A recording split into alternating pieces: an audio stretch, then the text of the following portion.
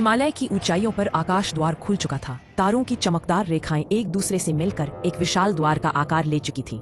उसके भीतर से काली छायाएं बाहर आने लगी, मानो पूरा ब्रह्मांड अंधकार में डूबने वाला हो। कालराज पागलपन से हंस रहा था।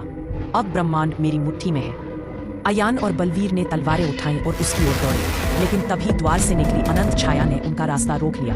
यह कोई साधारण शक्ति नहीं थी। वह रूप बदलते हुए कभी दानव, कभी तूफान और कभी आग का रूप धारण करती। प्रोफेसर ओम ने चिल्लाकर कहा, क्रिस्टल को संतुलित करना होगा, वरना पूरा ब्रह्मांड नष्ट हो जाएगा। कालराज ने मौका देखकर आकाश क्रिस्टल को पकड़ लिया। उसकी आंखों में लाल चमक थी। वह चिल्लाया, अब यह शक्ति सिर्फ मेरी है।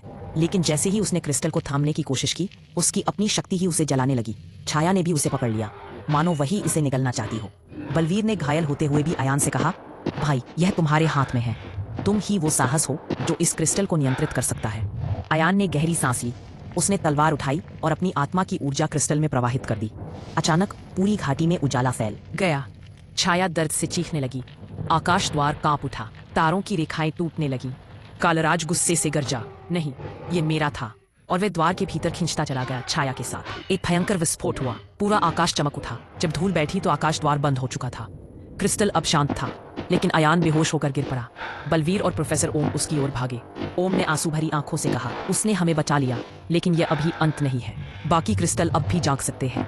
बलवीर ने थके स्वर में कहा, कालराज गया नहीं है, वह लौटेगा, और अगली बार और भी ताकतवर होकर।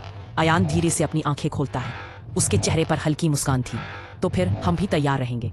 कैमरा धीरे धीरे आकाश की ओर जाता है, जहां तारे अब भी रहस्यमयी ढंग से चमक रहे थे।